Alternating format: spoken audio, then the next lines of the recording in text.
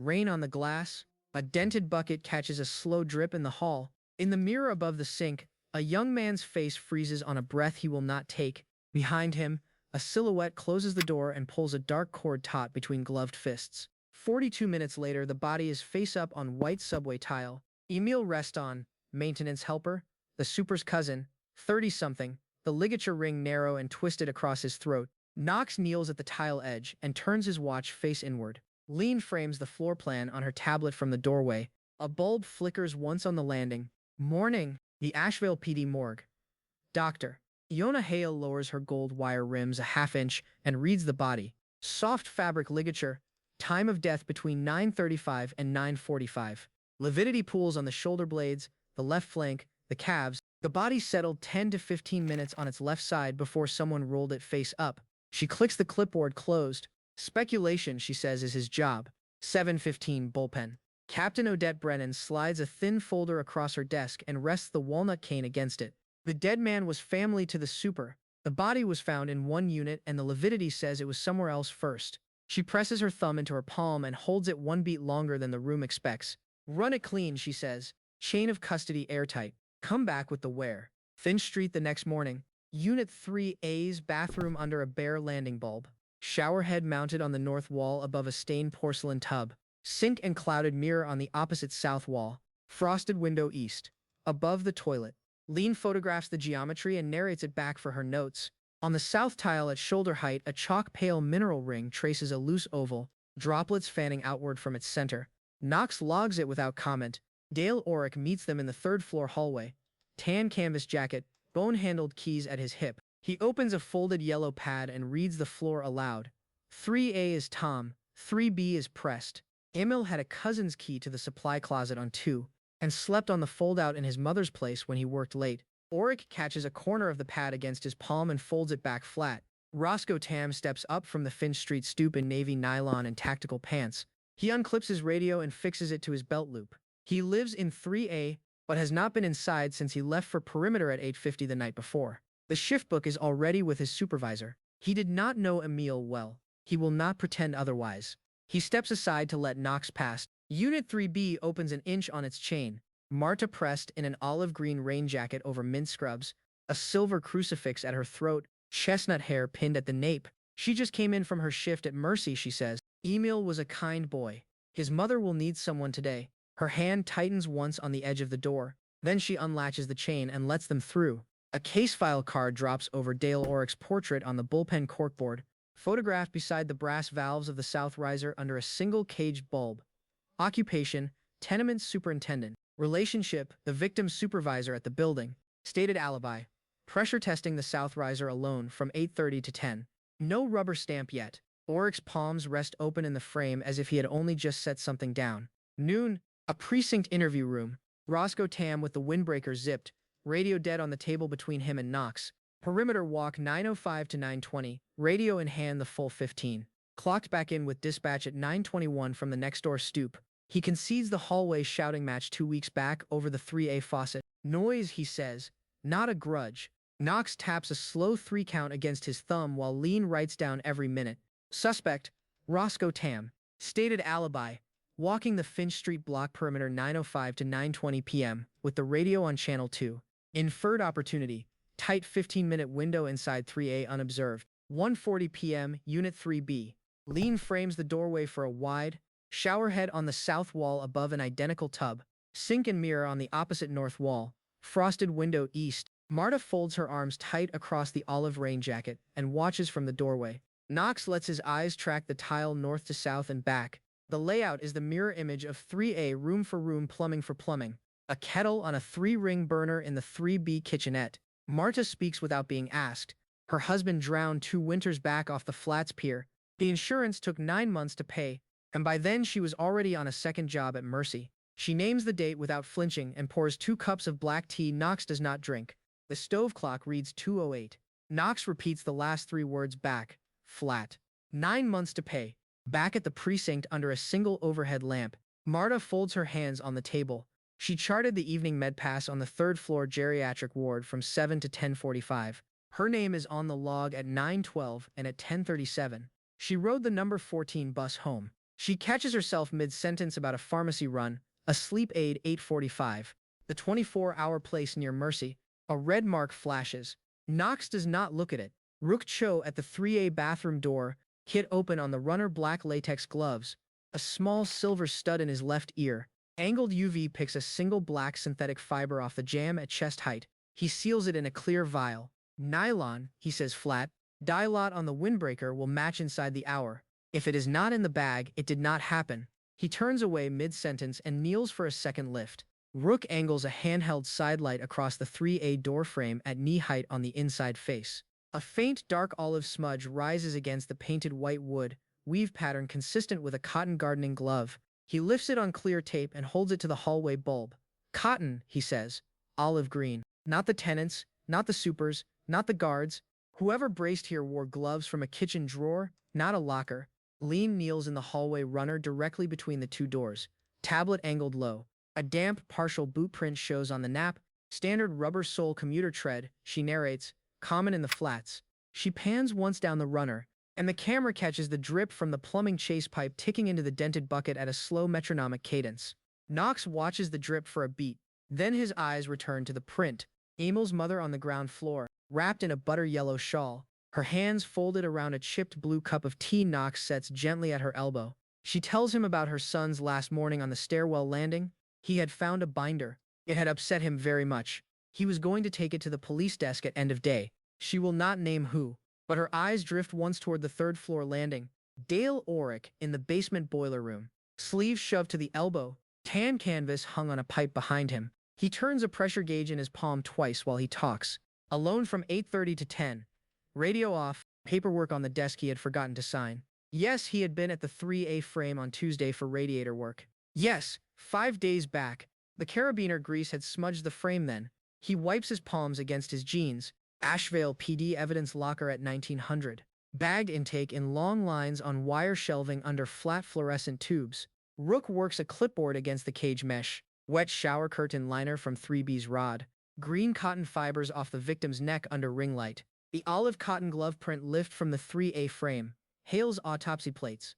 Oryx grease smudge, 3 to 5 days old by chemistry. Tam's nylon dye lot matched inside the hour.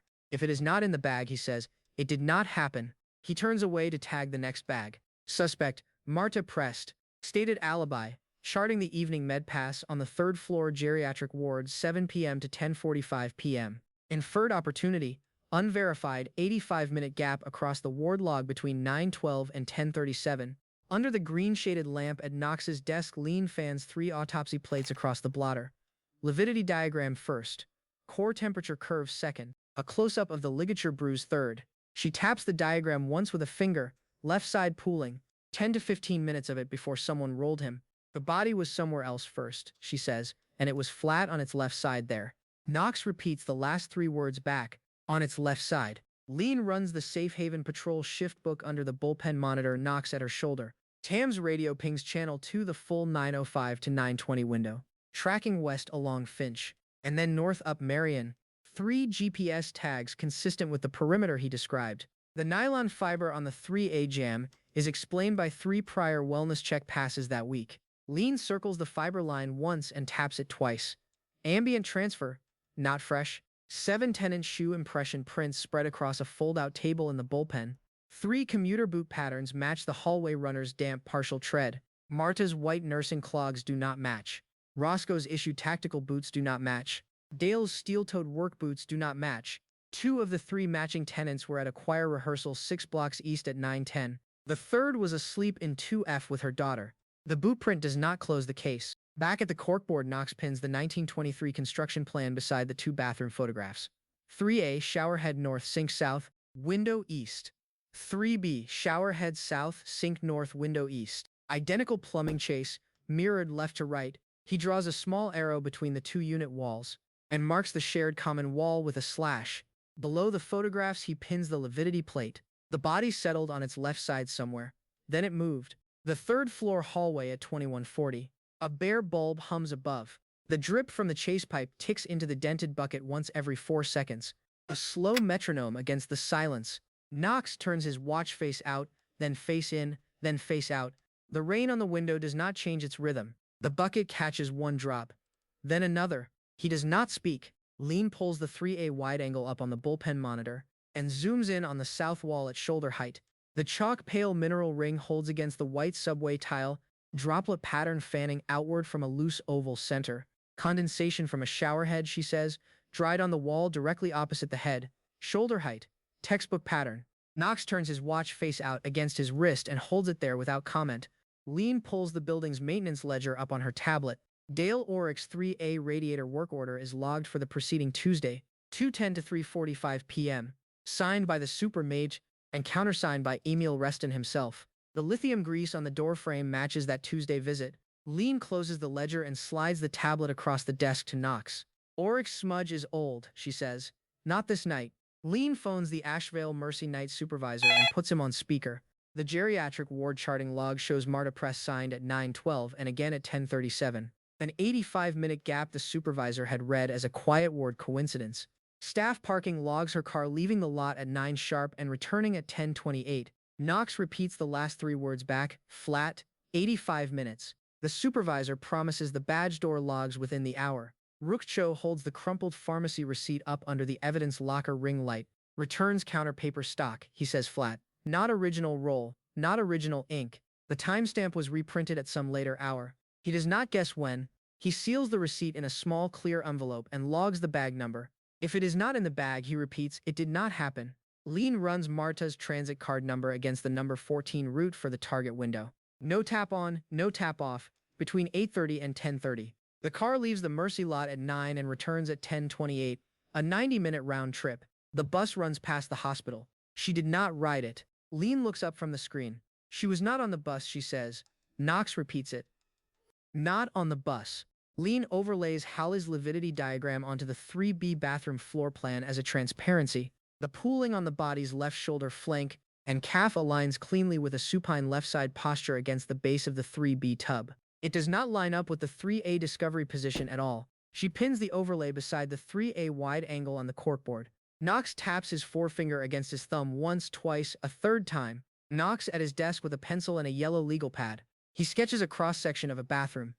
Showerhead at one wall directly opposite. A small X mark at shoulder height. Trapped steam rises, cools, condenses on the opposing wall, fans outward in a loose oval, dries to a chalk-pale mineral ring. The ring sits across from the showerhead. Always. He turns the pad to Leen. In 3A the head is north. The ring was south.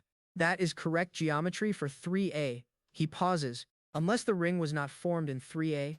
Her fingertip touches the sketch. Not formed in 3A. Captain Brennan steps up to the bullpen corkboard.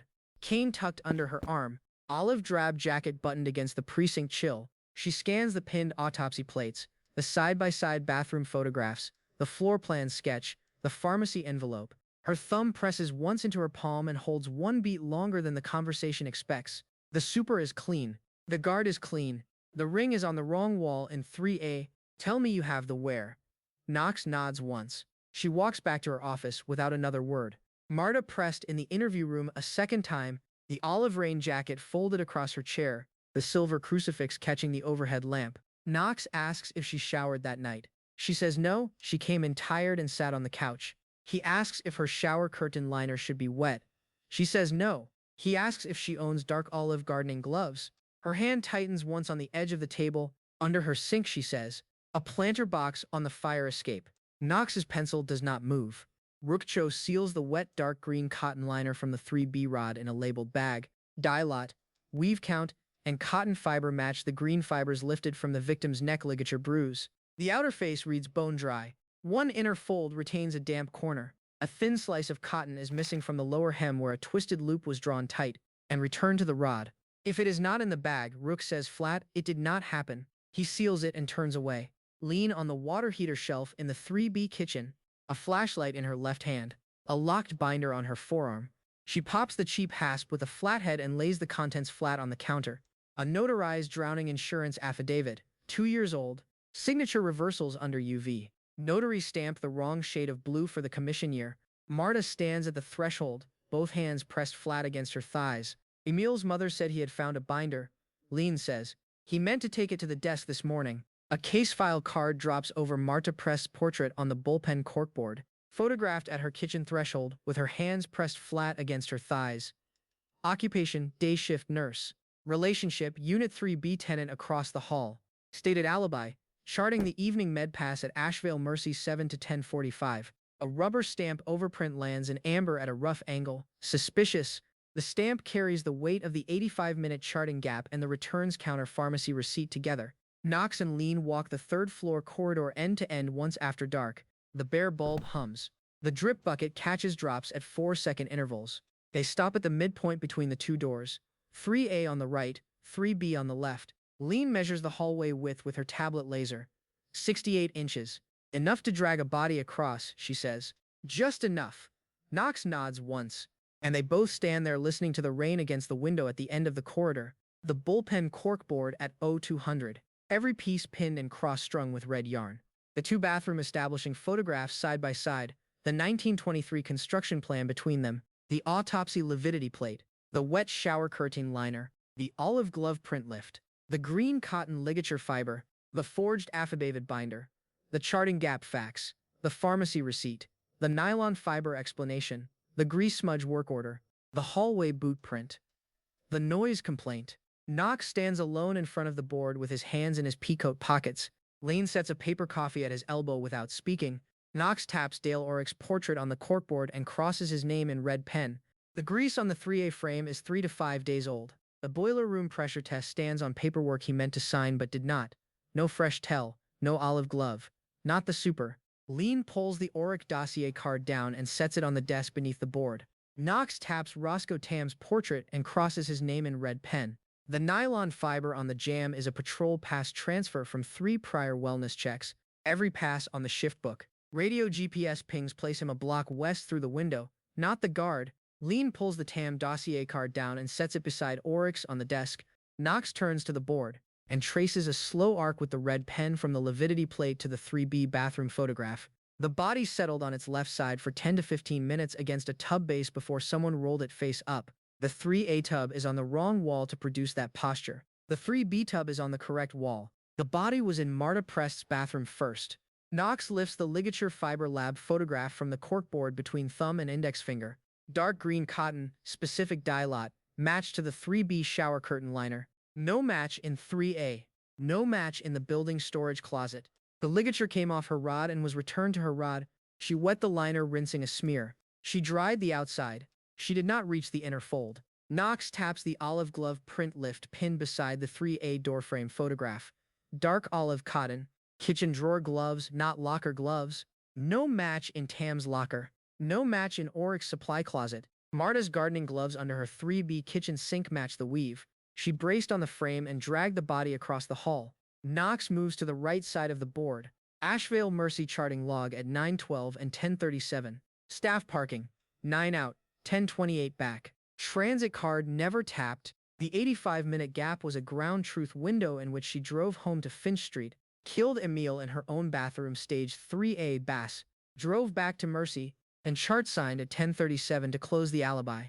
Nox lifts the forged affidavit binder from the corkboard and sets it under the green shaded lamp. The notary stamp is forged. The ink is the wrong shade of blue for its year. The signature under UV carries a second hand. 2 years back, she had collected a drowning payout on a claim she had authored herself. Emil had found the binder. He had told his mother he was taking it to the desk. On his way home, he had stopped at her door, asking her to make it right. She had asked him in. Marta Prest told us she was at Mercy Hospital, on her ward, from 7 until 10:45. The staff parking log recorded her car leaving at 9 sharp and returning at 10:28, while her transit card never tapped the number 14. 2 rooms across one narrow hallway, a 90-minute round trip, and 1 badge log gap. Someone's account is not going to hold. A case file card drops over Roscoe Tam's portrait on the corkboard, photographed on the Finch Street stoop with the Safe Haven radio in his hand. Occupation, overnight security guard. Relationship, Unit 3A tenant. Stated alibi. Walking the block perimeter 9:05 to 9:20. A rubber stamp overprint lands in green, cleared. The nylon fiber question is answered by 3 prior wellness check passes. You hirai heavy wall. Sultamerix is tempish to Bertha will say, placid people now. Minutes don't lie. People do. Nox lays out the timeline one more time for the 3 suspects in the conference room. Roscoe held perimeter on channel 2 the full 905 to 920 window. GPS pings on record. The nylon fiber on the jam is a wellness check pass. Dale was alone in the boiler room with a pressure gauge. The grease on the frame is Tuesday's radiator work. Nox lifts the 1923 construction plan beside the two bathroom photographs and rotates it once on its pin. 3A folds onto 3B in a single overlay. The shower head in 3A is on the north wall. The condensation ring in 3A is on the south wall. That geometry is only possible in a bathroom whose shower head is on the south wall. That bathroom is 3B. Marta Prest's jaw sets. She does not move. A case file card slides over her portrait. Rubber stamped, arrested in red. Marta Prest in the precinct hallway outside the conference room, both hands at her sides. Two uniformed officers flank her at the shoulder. Nox reads the charge from a folded index card. First-degree murder. Emil Reston. Unit 3B bathroom. 9:10 p.m. Body moved to 3A. She does not speak. The cuffs click closed at her wrists in a single flat sound. Leen holds the conference room door. An interview room at 0410. Marta at the steel table, wrists cuffed, chestnut bun loose, glasses folded on the metal. She speaks flat, in sentences rehearsed against her own chest. Her husband had been sick, uninsured. She had written the drowning claim herself because the policy had lapsed, and the bank was taking the apartment. Emil had been like a younger brother for 3 years. He had found the binder yesterday, and promised not to tell if she went to the desk herself by end of day. She had meant to. Nox kneels beside Emil's mother in her ground floor apartment at 0540. He sets his hand lightly on her shoulder over the butter-yellow shawl. He tells her the name. He tells her the when. He does not tell her the why yet. She closes her eyes and nods once. She asks him to stay for a cup of tea. He stays. Captain Brennan's office at 0715. The Emil Reston file's paper bag sits on the blotter between them. Chain of custody tags signed by Rukcho in blue ink. Brennan presses her thumb into her palm and holds it 1 beat longer than the conversation expects. Clean work, detective. Paperwork in order. Chain of custody airtight. She does not say anything else. She does not need to. She taps the folder closed and slides it to the edge of her desk. Rukcho at the evidence locker counter at 0740 signs the final chain of custody card and lays the wet liner bag on top of the stack. He does not look up. If it is in the bag, he says flat, it happened. He clicks the logbook closed and pushes the stack through the cage window. Nox lifts the card once in acknowledgement. Rook turns away mid-motion. A handwritten note slides under the precinct bullpen door at 0815. The downstairs tenant who had phoned the noise complaint 2 weeks before had also heard the hallway drag on the night in question. She had not known what it was at the time and had gone back to sleep. Leen reads the note aloud softly and sets it in the case folder. Nox nods once without turning. Corroboration does not unclose a closed case. It steadies it. Dale Oric on the ground floor landing at 0840. Tan canvas buttoned against the morning chill. Master key parameter clipped back to his belt. He lifts a wrench once at Nox in silent acknowledgement and turns toward the stair to finish the 2A radiator work he had been putting off for 6 weeks. The building keeps running. The super keeps running it. Roscoe Tam at the Safe Haven Patrol dispatch counter hands in his shift book for the week. He does not look at Nox as he slides it across the counter. He rolls his sleeves up, reclips the radio, and walks out the door back toward Finch Street for the daywalk perimeter he owes his supervisor. The Navy windbreaker catches the wind at the door. Unit 3B's door. Yellow crime scene tape stretched tight across the frame at knee height and chest height, bright against the chipped cream paint. Leen pulls the tape firm at the jamb and presses it flat with her thumb. The door is sealed. The kettle inside is cold. The shower curtain rod is bare. At his precinct desk, Nox unseals one corner of the evidence bag at the end of shift and lifts the folded dark green shower curtain liner once in his hand. He folds it pocket-sized the way one would fold a handkerchief and slides it into his coat pocket. The bag goes back into chain of custody on Rook's counter. The folded square goes home with him. Bullpen at 2100. The overhead lights dim to the green-shaded lamps. Leen stacks the case folder against her hip and meets Nox at the corkboard where the last photograph of the 3A bathroom still hangs. Good call on the wall, she says, quiet. Nox looks at her 1 beat past procedure. You called it a beat before I did, he says. They do not say anything else. She walks out first. Nox walks alone through the flats at 2230 in a fine slow rain, peacoat collar turned up, watch face turned inward on his left wrist. The street lamps shed small amber halos at every second post. Finch Street comes up on the right. He stops at the corner and looks up at the third-floor window of the tenement where the single bare bulb still hums on the landing. The rain does not stop. Finch Street stoop at 2245. The fine rain still falls in slow diagonal sheets under the amber lamp. Nox folds the dried shower curtain liner into a small pocket square across his knee. The tenement door opens behind him. Leen steps out in her navy blazer with a paper coffee cup in each hand. She sits on the step beside him and sets one at his elbow. He lifts his chin once in thanks. Neither looks at the other. The rain moves between them.